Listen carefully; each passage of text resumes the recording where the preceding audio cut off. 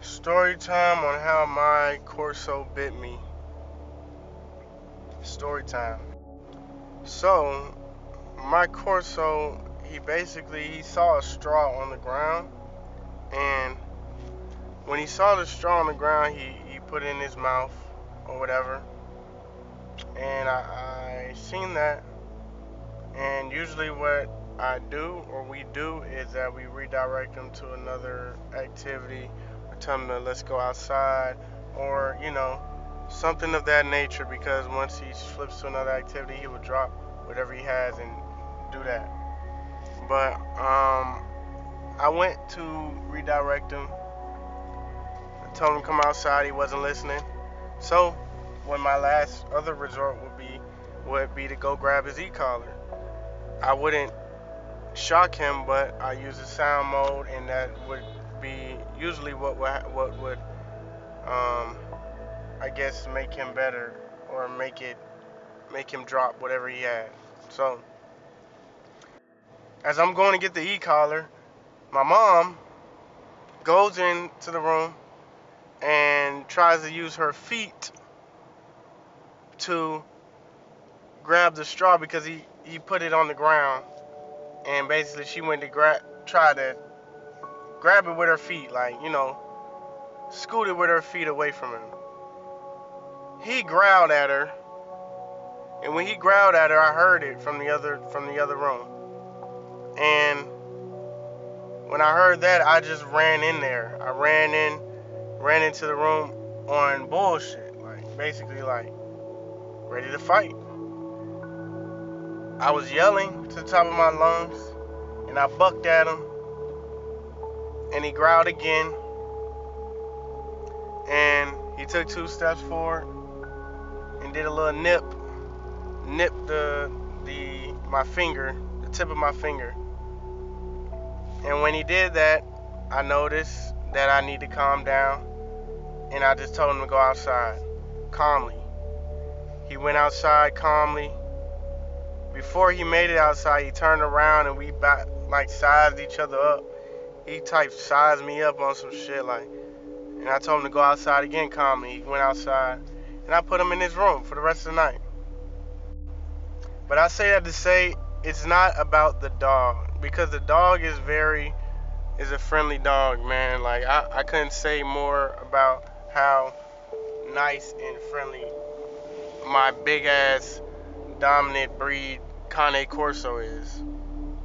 But it ultimately revolves around me and how I came in there. I thought, honestly, I ran in there thinking he did something to my mom, so I reacted like that. And you can't meet emotional with a corso. You can't meet, I'm gonna fight you with a corso, because we're gonna fight. Like, he's not gonna just back down and tuck his tail. No, we're gonna go there. So it was ultimately on me, on how I came in very aggressive. He got scared and did a nip and backed up. I told him to go outside, and that was the end of that situation. But I know that in my heart, that I know that my dog did not want to hurt me, or he didn't want to like just harm me in any way. But he felt like his back was against the wall, and I damn sure was about to fuck around and get mad. So that's how he reacted. Dogs don't hold grudges, and I seen him this morning, and he's over here wagging his tail and wants to play with me and happy as hell at seeing me. But us as humans, we hold grudges as well. But it's just about how I approach situations moving forward,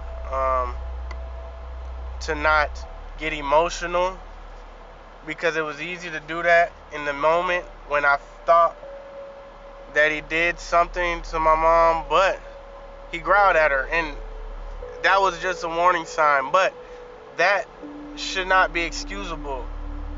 He should not had growled, period. I done hand fed him a few times, a lot of times.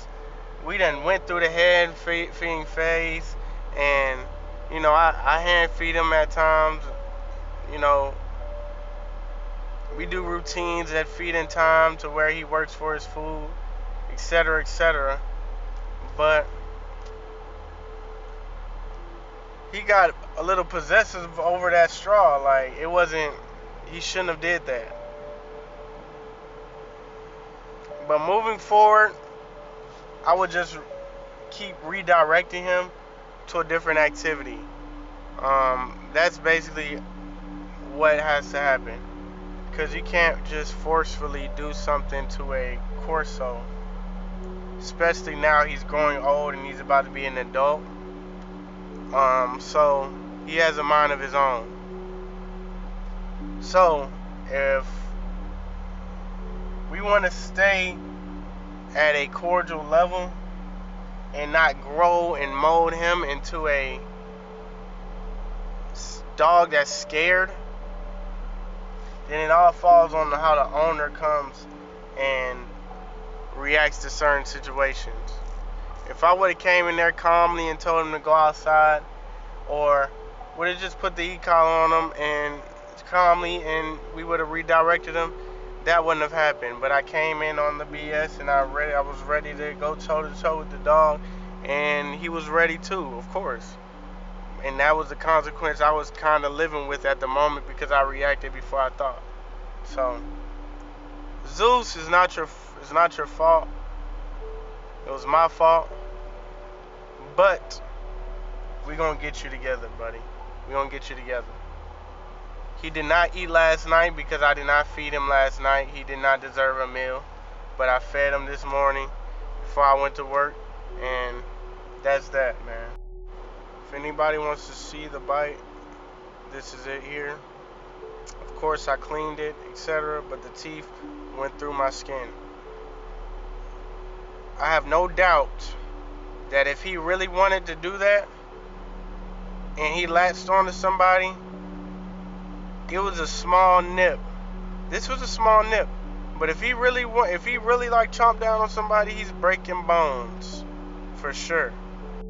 And another thing, I don't want to hear about what tactics y'all do with y'all dog, this, that, and the third, and it works for my dog. I beat my dog. I slap him on his ass.